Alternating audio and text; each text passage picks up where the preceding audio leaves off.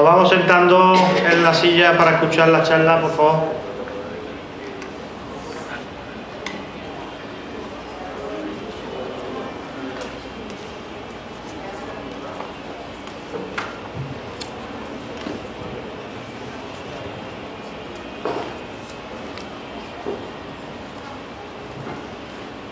Bueno, buenos días a todos, alcalde, Vanessa, Vanessa, empresarios, vecinos de Carpio. Nada, pues dentro de la programación del Salón Comercial y de Inversión, pues bueno, pues acordamos con el Ayuntamiento, aprovechando el 700 aniversario de la fundación del Carpio y de la Torre García Méndez, pues cómo no aprovechar este día para hacer una charla histórica y luego pues también por la tarde habrá un teatro de calle, pues también creo que es bastante interesante.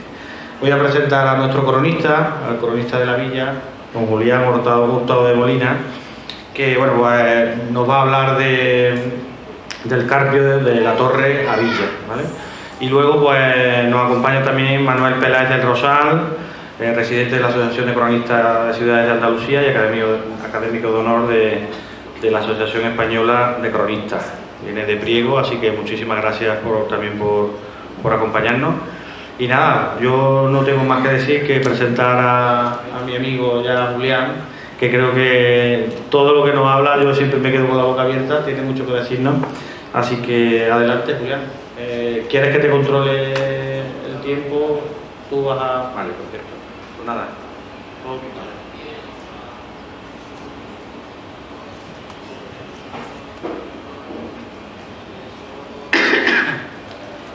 Buenos días.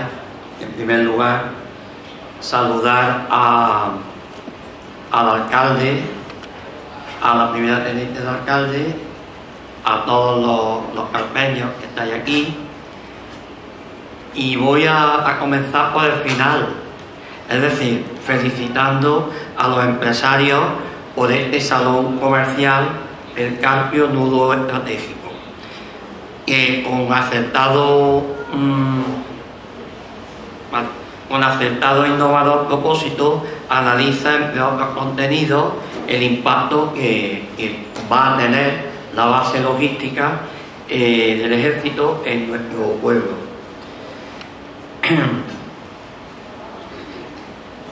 En este histórico año en el que conmemoramos el 700 aniversario de la construcción de la Torre de García Méndez y por tanto de la fundación del Carpio, de la población del Carpio, heredera de la milenaria localidad de Alcocer, es cuando precisamente el Carpio se encuentra en un momento decisivo y crucial que puede suponer un gran salto adelante de su vida social y económica. Es de estos momentos, como ahora diré, que viene y ha tenido el Carpio, que ha sabido muy bien aprovecharlo, y esperamos que en esta ocasión pueda ocurrir también lo mismo.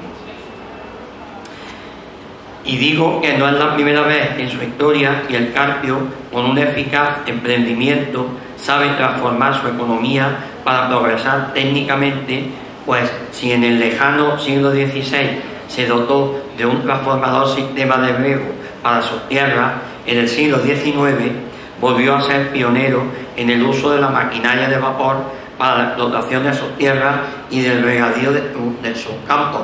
entendiendo que en esta época, bueno, y sigue siendo así, la agricultura era, pues, digamos, la base fundamental de la riqueza, de la economía del Carpio. Por ello, al hacer un brevísimo análisis histórico de su realidad económica, no podemos menos que acometer un somero estudio de los cambios forjados en la agricultura carpeña, base de su actividad económica, como digo, a través de los siglos, que nos dará una sucinta panorámica fiable y certera de la realidad y de la evolución socioeconómica de nuestro pueblo. En tal sentido, hemos de exponer el tipo de suelo, por ahí vamos a comenzar, el tipo de suelo que sustenta la producción agrícola del mismo, que sin duda se comprueba que en parte es arcillosa y en parte arenosa, con un importante contenido orgánico que se ve disminuido por el intenso laboreo a lo largo del tiempo. Son, por tanto, en general, tierras fértiles, como todos bien sabemos, situadas junto al Guadalquivir, que han sido cultivadas durante siglos, sobre todo con trigo, remolacha y algodón, e incluso con viñedos desde época medieval, así como posteriormente con girasol. Y sobre todo, en esta remota época, las zonas de menor fertilidad se estuvieron dedicando a otros diferentes cereales y a algo también de olivar, quedando algunos restos de encinar. El repartimiento de gran parte de esta tierra por parte de Fernando III, en la conquista del Alfoz de Córdoba,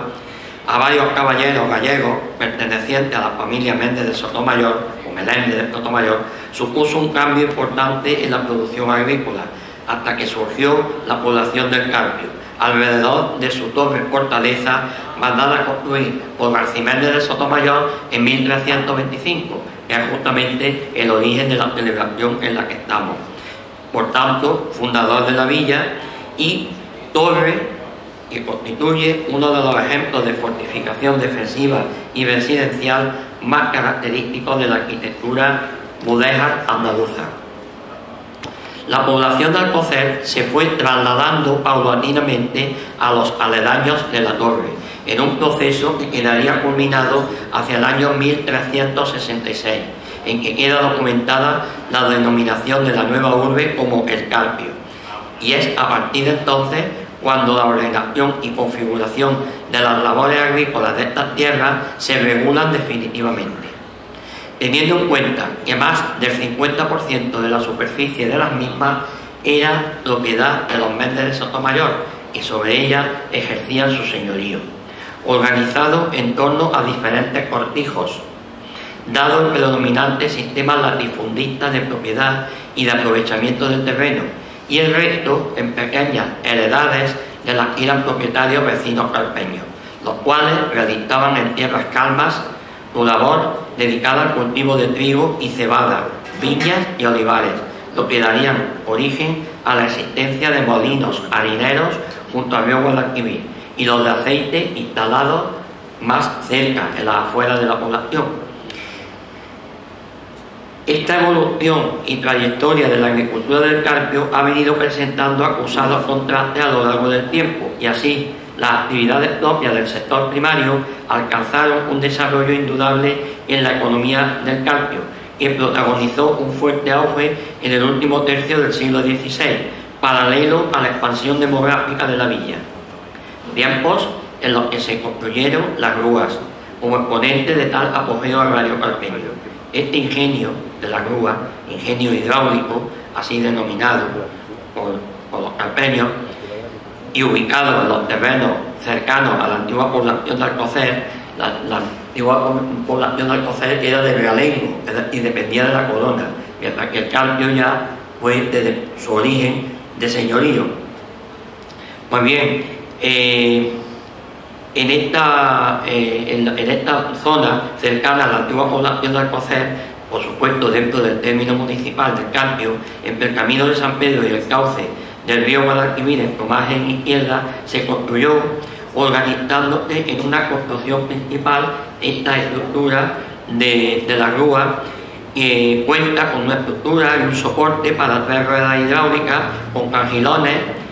un azuz dispuesto transversalmente al cauce para derivar agua hacia las ruedas y un sistema de distribución y almacenamiento de agua mediante acequias y estanques o albercas, y se construyó gracias a los buenos oficios de Felipe II, que a petición del Marqués del Carpio envió a su más cualificado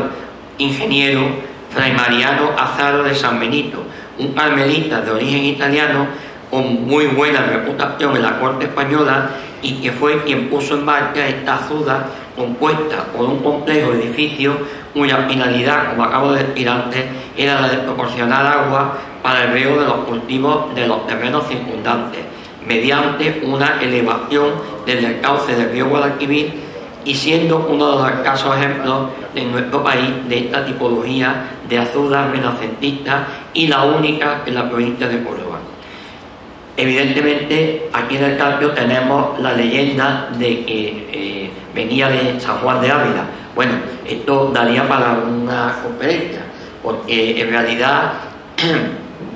San Juan de Ávila fue el inventor del sistema hidráulico, pero como sacerdote que era, pues consideraba que no estaba bien visto en la época que un sacerdote fuera el que negociara este tipo de cosas. Entonces le cedió la patente a otro señor, a un empresario, y este señor era el que tenía la patente del sistema hidráulico. Y luego es Mariano Azaro de San Benito el que finalmente pues construye y diseña la grúa tal como la conocemos hoy en día. Por lo tanto, sí es verdad que hay una base real de la intervención de San Juan de Ávila, no expresamente para el Carpio, pero sí en el sistema que utilizan la grúa para elevar el agua, o tenían para elevar el agua.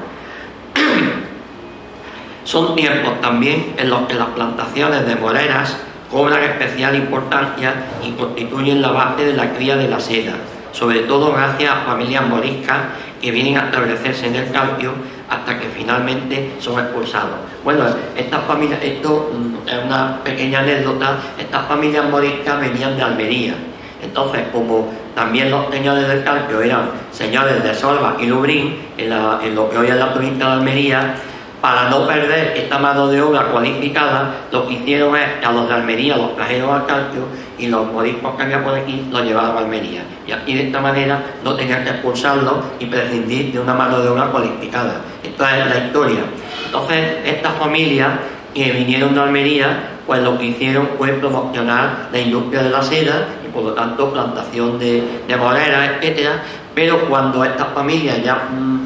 pasado el tiempo, pasado un siglo, pues ya ven que ya no hay problema en cuanto a que se les vuelva a expulsar y demás, pues se vuelven a su tierra. Y entonces la industria de la seda en el Carpio, pues prácticamente desaparece, ¿vale? Cuando llega el siglo XVIII, cobra de nuevo pujanza el desarrollo agrícola gracias a la extensión y potenciación del olivar, común a las demás tierras cordobesas y jiennenses cercanas a Guadalquivir, de forma que la superficie cultivada alcanza el 90% del término, aunque la labranza del cereal continúa siendo preponderante, regada con las aguas del Gran Río. Laboreo que produce trigo, cebada, lentejas y garbanzos, y seguido del mencionado olivar, que se cultiva a costa de los viñedos, que menguan en su población. En total eran 5.129 fanegas dedicadas al cereal y 510 dedicadas al olivo. Tal aumento de la superficie dedicada al olivar, como consecuencia, hace que se levanten nuevos molinos de aceite y el aceite, se convierte en uno de los productos que dinamizan el comercio carpeño hasta el punto de exportarse en aquel momento grandes cantidades al resto del país. Nos encontramos en el siglo XVIII, a mediados del siglo XVIII, con el catastro del Marqués de la Ensenada. Y vemos que el regadío cubría entonces una superficie de 177 fanegas, 100 dedicadas al olivar y 77 a huertas. Huertas en número de 24 surtían de fruta y hortalizas no solo a los carpeños, sino a poblaciones cercanas. Del mismo modo que se cultivan también plantas textiles como el lino y el cáñamo. Por lo tanto, estamos viendo que ya desde hace siglos el Carpio diversificaba su producción agrícola y con calidad hasta el punto de ser, digamos, entre comillas, exportadores. No exportadores al extranjero, pero sí a otras zonas del país. La inmensa mayoría de las tierras del Carpio son ya en esta época, lo eran, pero después acrecentando, propiedad de los marqueses del Carpio, que a comienzos de este siglo XVIII se unen con la Casa de Alba, gracias al matrimonio de doña Catalina de Alba Guzmán con don Francisco Álvarez de Toledo, por lo que la explotación de las tierras se realiza mediante el sistema de arrendamiento y a parcería. También es anecdótico el por qué se unen la Casa del Carpio, que era la más potente en este momento, en ese siglo, con la de Alba. Pues simplemente porque cuando muere don Gaspar de Haro, el marqués del Carpio, virrey de Nápoles, deja como única heredera a una una hija que tenía nada más, con 16 años, doña Catalina de Alba Guzmán, que por cierto era sobrina carnal del conde duque de Olivares. Entonces, a esta señora, a esta chica, la adolescente, la casan con un tío del duque de Alba. El duque de Alba, que en este momento era un señor soltero, partidario de los Borbones. La casa del Carpio era partidaria de los Austrias. Por lo tanto, en la guerra de Concepción, aquí hubo una disparidad de intereses. ¿Qué ocurre? Pues que el duque de Alba, soltero, fallece con motivo de una de las guerras, durante la guerra de sucesión, muere en una de las batallas, la de Almansa, y por lo tanto hereda el ducado de Alba, lo hereda uno de sus tíos, precisamente Francisco Alba de Toledo, que se había casado ya con la marquesa del Carpio, como digo, muy joven, para administrarle los bienes, porque evidentemente pues una mujer en esta época tenía muy limitada capacidad de disponer de sus bienes y al mismo tiempo pues no tenía experiencia. Esto es un poco para que sepamos el por qué están unidas ambas casas y que fue de una manera fortuita, porque de lo contrario, pues la casa del Carpio hubiera tenido del Carpio, de Morente, de transportados títulos, del ducado de Montoro, etcétera, hubieran seguido por su lado y la casa de Alba por otro. Pues bien, llegamos al siglo XIX, en la que se produce una significativa evolución, sobre todo en el reparto de la propiedad, en base a las peticiones de los jornaleros y a nuevos criterios económicos de la casa de Alba para obtener mayores rentas por el arrendamiento y la división de algunas tierras en pequeñas parcelas, lo que dio lugar a una situación singular que prácticamente solo surgió en el Carpio con el aumento del número de arrendatarios de la casa de Alba, en base a la división de algunas de sus tierras en las llamadas hazas de vida. Es decir,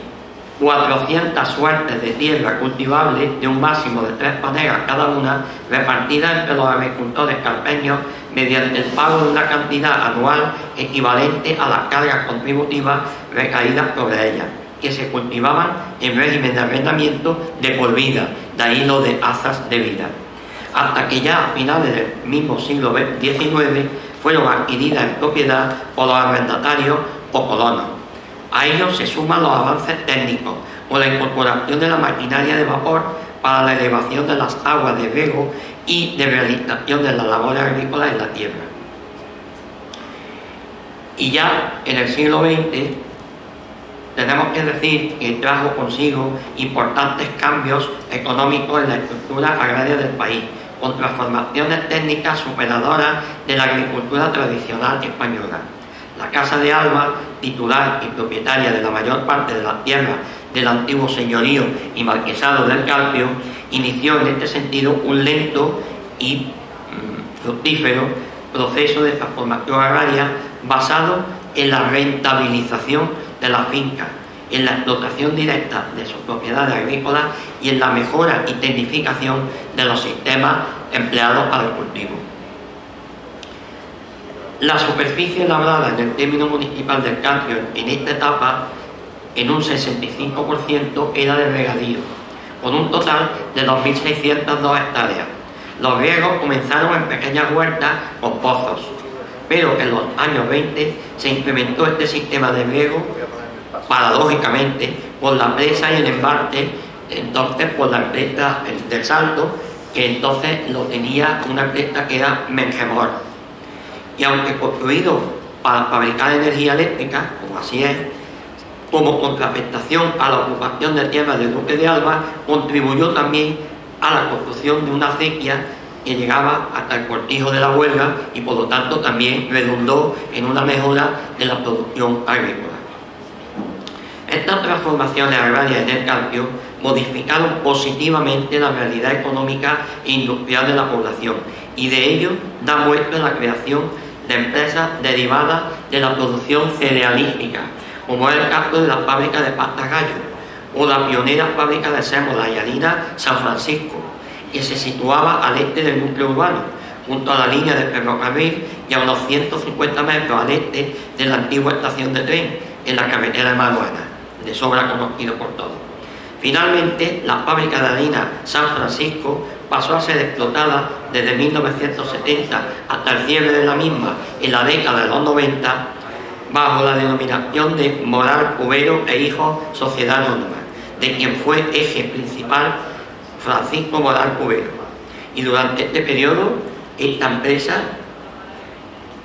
llegó a molturar trigo para la extracción de harina y sus productos derivados con una capacidad de unos 74.000 kilogramos al día, importante cantidad para el momento. Del mismo modo, dada la extraordinaria producción cerealística carpeña que estamos viendo, José Espona Pallarés, cuando apenas existía mercado para la pasta en España, compró en 1958 una antigua harinera del Carpio y la convirtió en fábrica de sémola de trigo y de pastas, consiguiendo enseguida una producción de 60.000 kilos al día.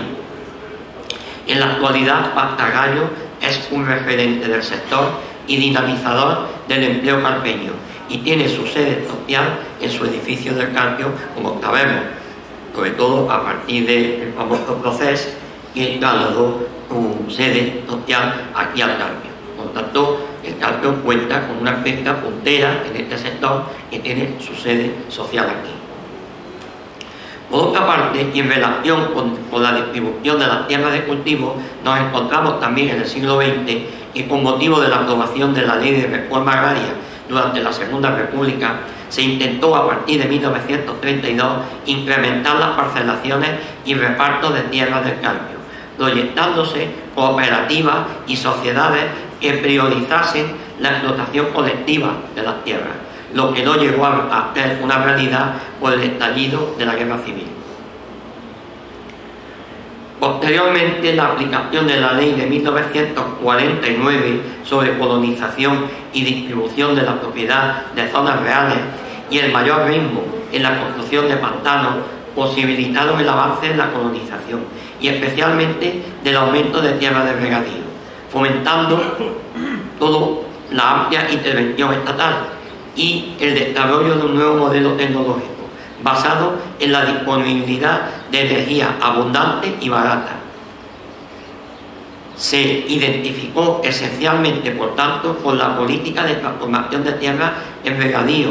lo que derivó en un reparto de una parte de estas tierras transformadas en pequeños lotes, así como la construcción de poblados de nueva planta para dar alojamiento a los beneficiarios del reparto, los colonos, y en cierta medida para modificar el mapa de poblamiento rural en Andalucía, caracterizado tradicionalmente por su elevado grado de concentración en grandes núcleos rurales. Pero dicha política de colonización de esta época, en la que ocuparon un alto protagonismo los intereses de élites agrarias como los que representaba la Casa de Alba, en concreto aquí en sus tierras del Carpio, ha de ser interpretada hoy más como una intervención pública económica para la transformación de tierras de regadío que como una política de modernización de la agricultura tradicional andaluza. De hecho, durante decenios, la expansión del regadío ha sido identificada, al menos aquí en el sur peninsular, como una política, erróneamente quizás, como una política de modernización de la agricultura y de incremento de la producción y de la productividad, lo que se ha superado, esta idea se ha superado en la actualidad por la política agraria que dicta la Unión Europea. La construcción de nuevos poblados en las zonas en las que se procedía a su transformación en regadío aparecía suficientemente justificada, a pesar del coste que ello suponía en el conjunto de la operación, por distintas razones, una de carácter productivo y otras territoriales e incluso de carácter ideológico. A esto me refiero a que para contrarrestar esa idea que durante la Segunda República se había tenido de repartir las tierras entre pequeños propietarios, por la ideología propia de la época de la posguerra, pues que intenta con estos poblados de colonización hacer un reparto de otra manera, pero hacer un reparto también de las tierras. Dos son los poblados y tierras de colonización en el término municipal del Carpio que debemos destacar y conocidos por todos. Uno es de San Antonio, situado a 3 kilómetros del casco urbano de la villa y creado por el Instituto Nacional de Colonización en 1958. Y otro, el de Maruanas Charco Reáñez, poblado construido a 2 kilómetros de la urbe del Carpio, proyectado y levantado por el mismo instituto, perdón, pero tengo que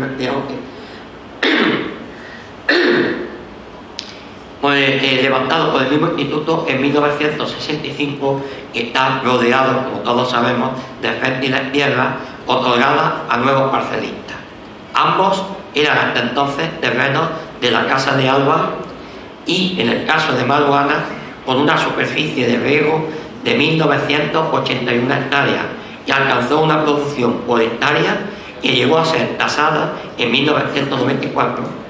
y era un dinero, en 483.342 pesetas, dando empleo a 33 jornaleros, a una media de 33 jornaleros por hectárea. La construcción de estos nuevos poblados fue, por consiguiente, un elemento sustancial a la consubstancial a la transformación de tierras en regadío y el reparto de parcelas a pequeños agricultores, y fueron concebidos como unas poblaciones autosuficientes. En cuanto al Carpio y en lo que a aspectos de intrahistoria que refiere, la sintonía entre el duque de Alba y Alberto Ballarín Marcial, político y notario aragonés, que era en aquel momento presidente del Instituto de Reforma y Desarrollo Agrario y posteriormente presidente del IRIDA en la etapa franquista, posibilitó en el Carpio la solución colonizadora antes expresada para la explotación agrícola. El Instituto Nacional de Colonización, en el caso de la tierra de la Casa de Alba en el Carpio, expropió ya algunas fincas a partir de 1951, en que inició la colonización por interés nacional, sobre todo de las fincas Las Viñas, con 131 hectáreas, ofrecida voluntariamente por el duque y que constituiría el origen del posterior poblado de San Antonio, construido, como acabo de decir antes, en 1958, formado por 30 viviendas con sus correspondientes unidades de explotación y con una superficie de 3 hectáreas cada una. Maruanas, por su parte, dio lugar a 71 unidades de explotación con una superficie media de 6 hectáreas cada una, salvo los elementos comunes, lógicamente, para los abastecimientos y transportes. Aunque fue adquirido también por el Instituto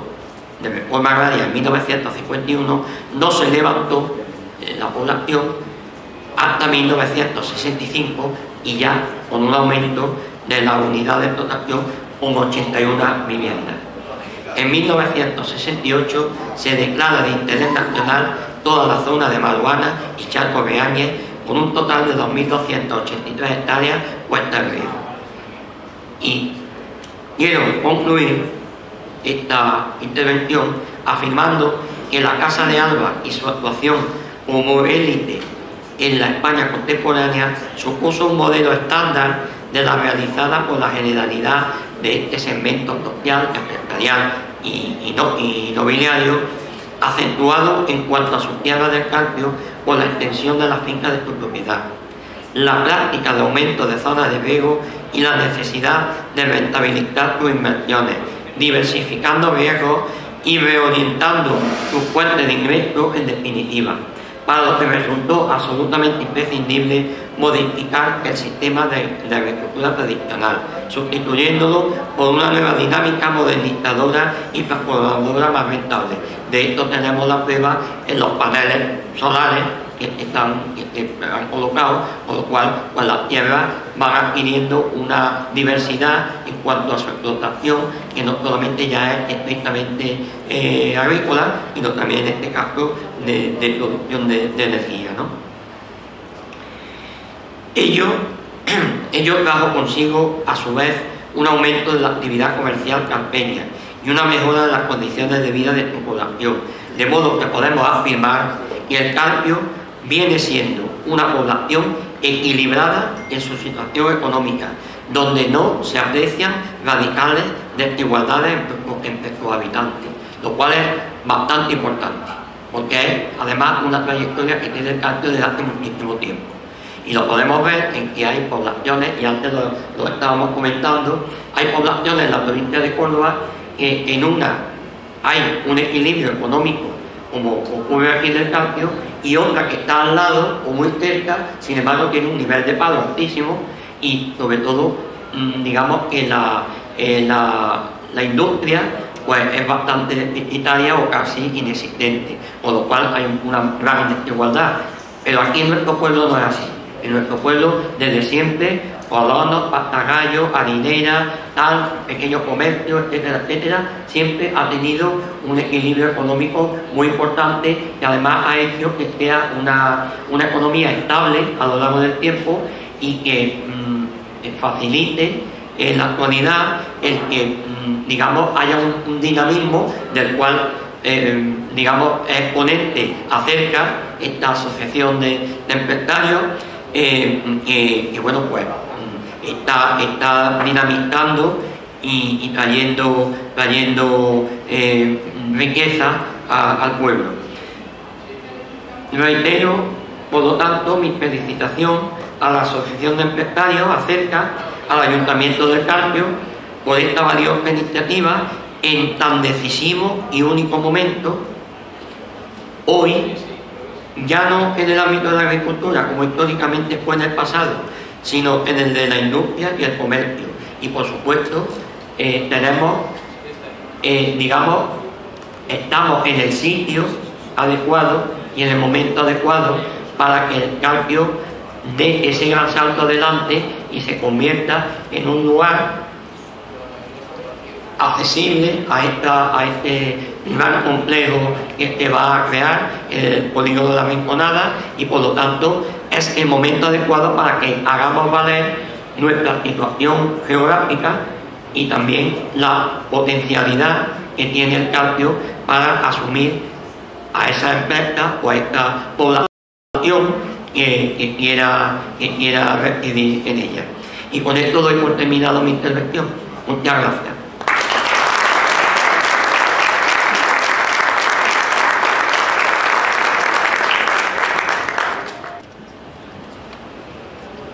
Ilustrísimo señor alcalde, responsables municipales, querido público,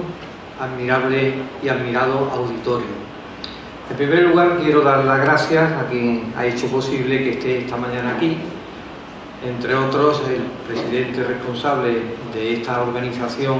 económica del Carpio, y también a mi buen amigo, el cronista oficial del Carpio y de Córdoba, a quienes le agradezco que me hayan empujado para que hoy mi persona esté aquí en esta localidad. Voy a ser tanto heterodoxo en el sentido de no haberme conformado con muchas de las noticias que tiene el Carpio acumuladas en su pasado histórico. Pero ello no quiere decir que no exista contradicción y no se pueda discutir o rebatir las tesis que voy a exponer. Mi comunicación, mi charla, va a tratar de diversos puntos. El primero, la bibliografía que hay sobre esta villa. Segundo, los confusos antecedentes prehistóricos, romanos y musulmanes. Tercero, la política del rey Fernando III tras la conquista de Córdoba. Y posteriormente, la presencia de García Méndez de Sotomayor en el señorío del Carpio, el marquesado, el ducado de Alba, la villa del Carpio en los siglos XVIII y XIX, el escudo de esta localidad, y finalmente voy a tratar brevemente del Carpio como ciudad estratégica en el Valle del Guadalquivir. La actual villa del Carpio es jurídicamente un municipio cuya antigüedad hunde sus raíces en el fecundo pozo de la historia. Y fruto de esta afirmación lo ha sido, durante muchísimos años, uno de los elementos más emblemáticos de su patrimonio, la torre, en la que se ha pretendido singularizar su origen, torpe error, y lo explicaremos, en el año 1325, hace ahora 800 años. Una maravilla de la arquitectura militar y del arte mudéjar, orgullo de la localidad y merecedora para quien de ella no haya tomado aún posesión, una visita en la imprescindible ruta de los centenarios castillos cordobeses. En el Palacio de los Alba de Sevilla se encuentra desde el año 1916 una lápida originariamente empotrada en uno de los muros de la Torre Carpeña que el 15º Marqués del Carpio y 17º Duque de Alba, don Jacobo Estuar y Falcó, sin encomendarse ni a Dios lo bueno ni al diablo lo malo, decidió extraerla de su lugar para embellecer y enriquecer su casa.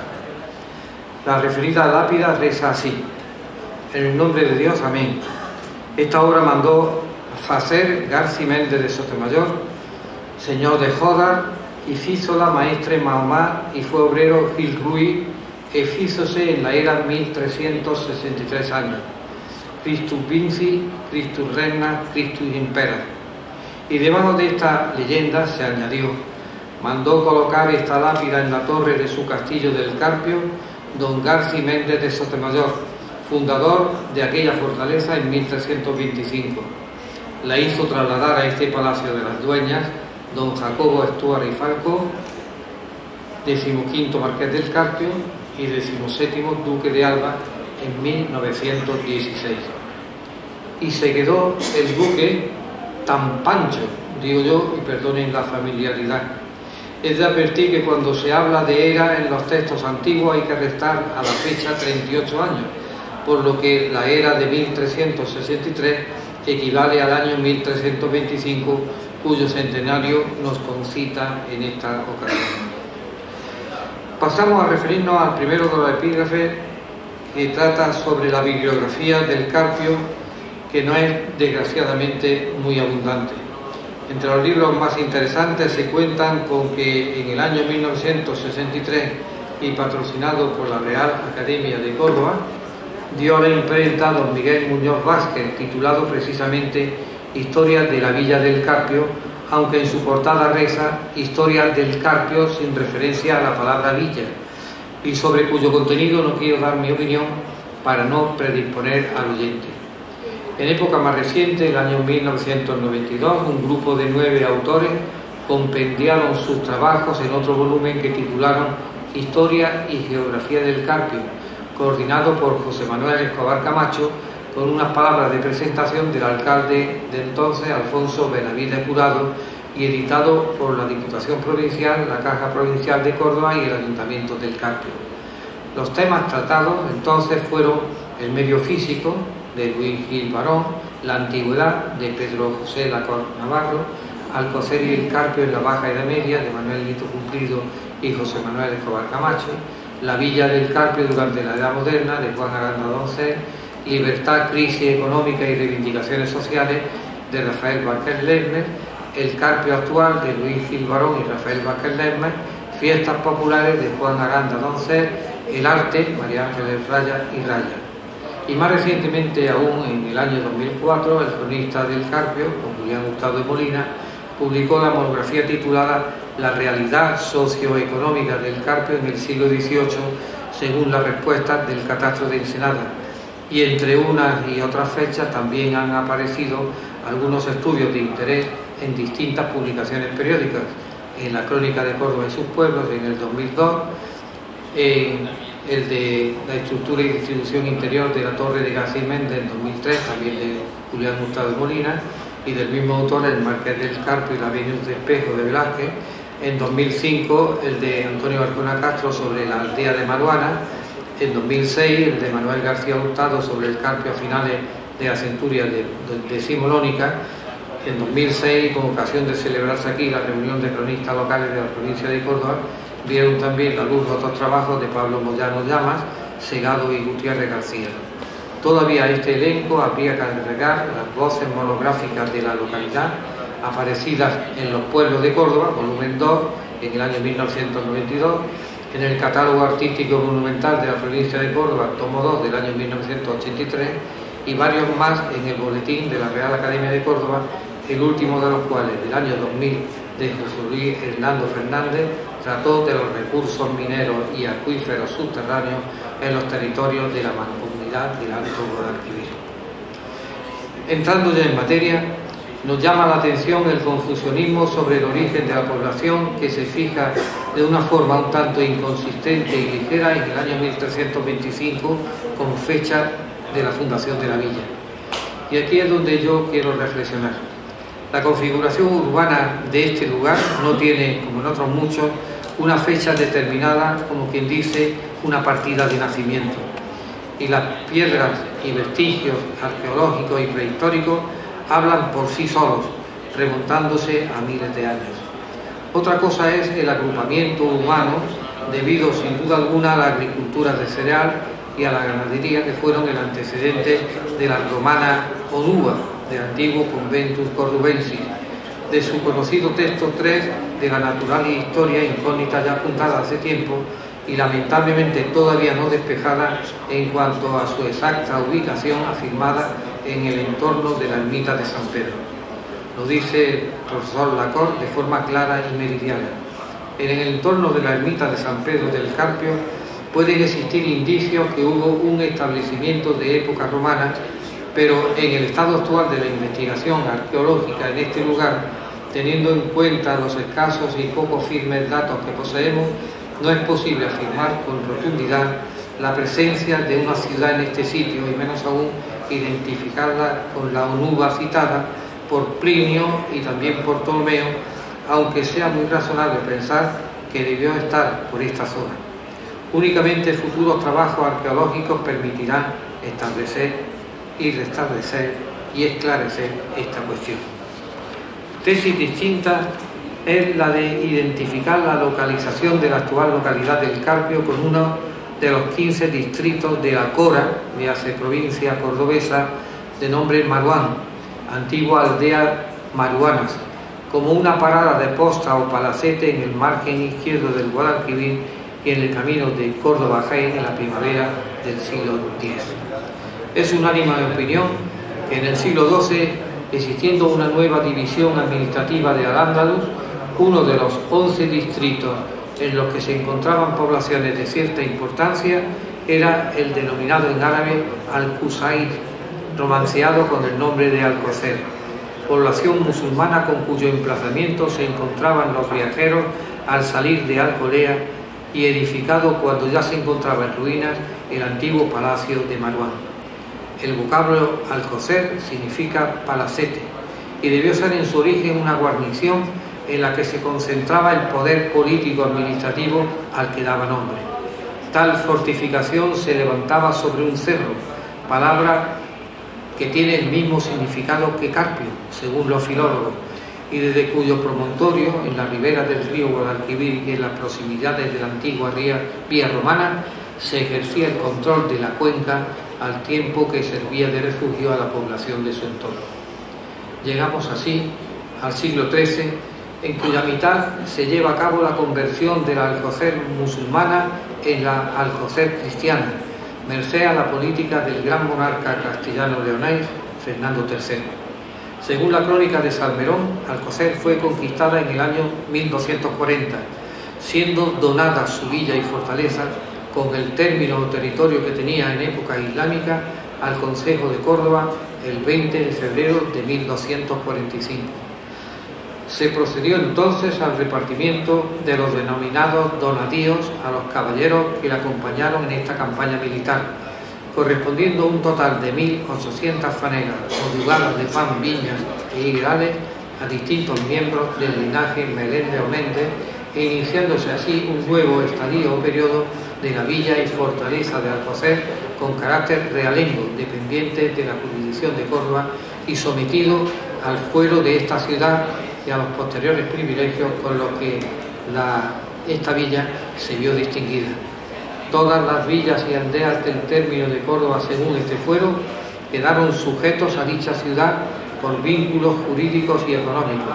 desapareciendo el carácter de fortaleza para obtener el más sólido y estable de villa, de población con derecho reconocido en su estatus como consejos propios de tener alcaides y jurados como oficiales encargados del gobierno municipal en beneficio del Consejo Cordobés. La actual Torre del Carpio, según la inscripción anteriormente referida, fue mandada a construir ciertamente en 1325 por García Méndez de Sotomayor, que junto a su mujer Juana Rodríguez de Jora, hija del adelantado de la frontera don Sancho Martínez de Jora, eran propietarios de una serie de fincas, bienes urbanos y rústicos, próximas a Alcocer. La ubicación de las propiedades territoriales cordobesas, unida a la inestabilidad administrativa de los señoríos jiennenses, fue la causa del mayor vínculo de García Méndez con el futuro reino de Córdoba. Existe constancia de haber intervenido en una serie de hechos de armas en la frontera granadina durante el reinado de Alfonso XI. Participaría en la batalla del Salado y en la toma de Alcalá y Priego en los años 1340 y 41, y sin duda alguna para firmar esta relación con la colaboración del enigmático maestro Mahoma, le ordenó levantar la torre fortaleza, modelo de la arquitectura mudéjara andaluza, inspirada, según el famoso don Félix Fernández, en la Giralda sevillana. Se sabe que años después, en 1342, el maestro Mahoma tradujo al castellano la crónica del Moro Raxi. Y en cuanto a la típica torre fortaleza, nuevas edificaciones y diversas ampliaciones la fueron convirtiendo en una torre homenaje de un recién creado castillo con más carácter palaciego que militar, y alrededor del cual fueron posicionándose los vecinos que aún permanecían en Alcocer para sentirse más seguros y cobijarse en su interior en caso de amenazas o asedios. Es en el año 1366 cuando aparece por primera vez documentado el nombre del Carpio, base para la constitución de un dominio señorial. No se sabe la fecha exacta, sin embargo, de la creación del señorío, pero en 1369 ya se había constituido, presumiéndose haber sido el rey Enrique II quien lo concedió, como la mayoría de los otorgados por él, y por cuyas dádivas, y entre otras las concedidas a los Fernández de Córdoba como señores de Aguilar, recibiría el nombre de Enrique II, el de las Mercedes, y también el fratricida, por haber dado muerte a su hermano Pedro I el Cruel. La segunda etapa histórica de la Villa del Carpio comienza en el año 1559, cuando Felipe II otorga por cédula expedida en Bruselas el título de primer marqués de Carpio a favor de Diego López de Haro, hijo de Luis Méndez de Sotomayor y de doña Beatriz de Portecorrero, novena señora del Carpio. Es la octava marquesa, doña Catalina María de Haro y Enrique, nacida en Madrid en 1672, la que casa con don Francisco Álvarez de Toledo, duque de Alba, y será su hija, doña Mercedes de Toledo, la persona con la que la Villa del Carpio en 1688 quedará vinculada con la Casa de Alba hasta nuestros días. Ha sido el periodista cordobés Juan Niza quien, parafraseando a San Juan, diciendo que en el principio era la torre, por cierto de 16 por 11 metros de planta y 24 de altura, y el espíritu de García Méndez volaba sobre el Carpio, es un monumento que tiene algo de bíblico, de espiritual y noble, en un entorno siempre ligado a la nobleza. Incluso puede decirse que refleja la sobriedad y fortaleza del carácter de sus vecinos. Parece que a lo largo y ancho del tiempo la singular torre haya engullido a la villa que la rodearía, extendiéndose hasta que ésta, despertando de su sueño histórico, ha exclamado: aquí estoy yo, despojándose de las servidumbres que opacaron su identidad y ejercieron un estricto control con el nombramiento de los cargos edilicios, amén de la rentabilidad económica derivada de sus cuantiosas posesiones en su término. Y he dicho villa como entidad ya reconocida por sus pobladores musulmanes y reconocida como tal por Fernando III el Santo. De aldea a villa, y me he quedado corto, porque entre uno y otro tránsito antes fue lugar y despoblado hasta configurarse después como real población y alcaldía popular y democrática. Me llama la atención el término lugar, un tanto nebuloso, porque según el diccionario de la Real Academia de la Lengua, en cuanto al significado de esta palabra, se dice en su primera acepción espacio ocupado o que puede ser ocupado por un cuerpo cualquiera, en su segunda sitio o paraje, en su tercera ciudad, villa o aldea, en su cuarta población pequeña, menor que villa y mayor que aldea, lo mismo que lugarejo, aunque este término tal vez tenga una carga despectiva o despreciativa. ¿A qué acepción de lugar nos referimos? Hay que volver la mirada a los clásicos, mejor al clásico por antonomasia, Miguel de Cervantes, que al comienzo de la novela más excelsa de todos los siglos pone en boca del enajenado Don Quijote lo que sigue y todos recuerdan: en un lugar de la Mancha. Pegando un salto de malabarista histórico, buscamos a El Carpio en la relación de Tomás López en los diccionarios de Miñano y Madó y también en el Espasa. Todos nos la definen como villa. No quiero entretenerme en su literatura. El título de villa es un privilegio propiamente honorífico, exento de concretas y determinadas condiciones intrínsecas y procedente y otorgable por muchos y diversos motivos de libre apreciación del concesionario, o por su notoria importancia histórica, o por su gran desarrollo material, o por su comportamiento en servicio de la patria, o por su simple adhesión a las instituciones vigentes en determinados momentos de la vida nacional, o como ahora se pretende, como crucial nudo estratégico. Ninguna de las leyes municipales actualmente vigentes concede nada en especial a ningún municipio por el hecho de poder ostentar los títulos de villa o de ciudad, salvo en algunas comunidades determinadas ventajas fiscales derivadas del número de habitantes y de otros conceptos cuantitativos. Sin embargo, de carecer de valor administrativo, sí tiene una importante carga simbólica e histórica. No es ajena a la administración a la concesión de este título, como lo evidencia el Boletín Oficial de la Comunidad Autónoma de Canarias,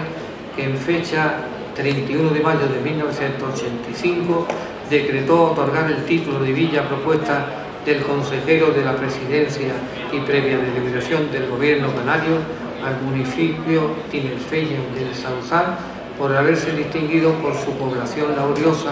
intensa actividad agrícola y especial dedicación al fomento del desarrollo cultural y artístico. Como tampoco es insensible la corona al apadrinar su majestad Felipe VI los actos de conmemoración en 2021 del tercer centenario de la concesión del título de ciudad a la villa coruñesa de Sada. Sirva y tengamos en cuenta este precedente para el futuro, esperemos que inmediato. Y finalmente mi comunicación trata del escudo municipal, o mejor de su tipología y evolución hasta su aprobación definitiva por resolución del 9 de marzo del 2005, escudo cuartelado con los emblemas de los Haros, Sotomayor, Álvarez de Toledo y Joda, y timbrado por la corona marquesana. Parece un escudo nobiliario a la antigua usanza, donde queda aquí el pueblo y la villa. Cerca de Toledo existe un pariente urbano apellidado El Carpio Tajo. En su escudo, bajo un castillo y el campo de Sinople, una llama de oro acostada de dos espigas de lo mismo. El blasón del Carpio está pidiendo a voces un cuartel para el Alto Guadalquivir. Meditemos en la conveniencia de su rectificación. Y termino. Hay ocasiones en que las carreteras que unen pueblos y ciudades te regalan intuiciones y sorpresas. Sucede a veces que pasamos por ellas con demasiada rapidez, sin darnos cuenta de lo que dejamos a un lado y a otro del asfalto y de las señales de tráfico. Otras veces, como es el caso, nuestros ojos se escapan ante un puñado de casas blancas y una torre dominadora con mayúscula y altanera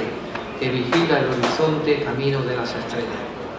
La autovía de Andalucía, desde que comienza ya por Despeñaperro hasta que termina en aguas gaditanas del Atlántico, deja a su lado pueblos y paisajes de un encanto insospechado como este, que tiene a nuestra derecha los azulados relieves de Sierra Morena, montañas de mediana altura cruzadas de encina y alcornoque que descienden con docilidad hasta una campiña generosa, mansa y horizontal. La torre con mayúscula, tan visible como un faro desde muchos kilómetros a la redonda, configuró un modelo de pueblo-fortaleza que con los años generó un caserío apiñado, bien dispuesto, ordenado en una aparente asimetría en las faldas de un cerro que se eleva a un lado del río Mayor de Andalucía. La torre sigue presente, como la villa, A la sombra de la torre de Garciméndez se halla el ayuntamiento y la iglesia consagrada a Nuestra Señora de la Asunción. Posee esta 3 naves y 4 tramos, crucero y cabecera rectangular. En la cripta, una de las partes más veneradas y queridas del templo, se hallan enterrados los señores del Carpio de honrosa y sempiterna memoria. Conclusión. Con esta comunicación presentada aquí y ahora, he tratado de aclarar la confusión existente en torno a la identidad fáctica y jurídica del Carpio, de torre a villa, con la esperanza de verla convertida por sus propios méritos con su inmediato nudo estratégico en muy noble, muy ilustre y muy estratégica ciudad. Muchas gracias.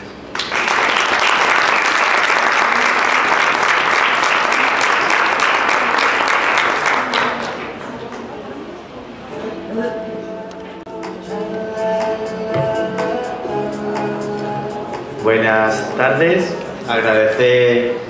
a amigo Julián Hurtado Molina,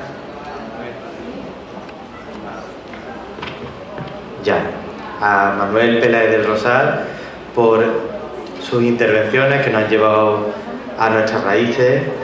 y a celebrar y dar un poco ese pistoletazo de salida a este evento y a esta efeméride tan importante que tenemos este año, como es nuestro 7º centenario,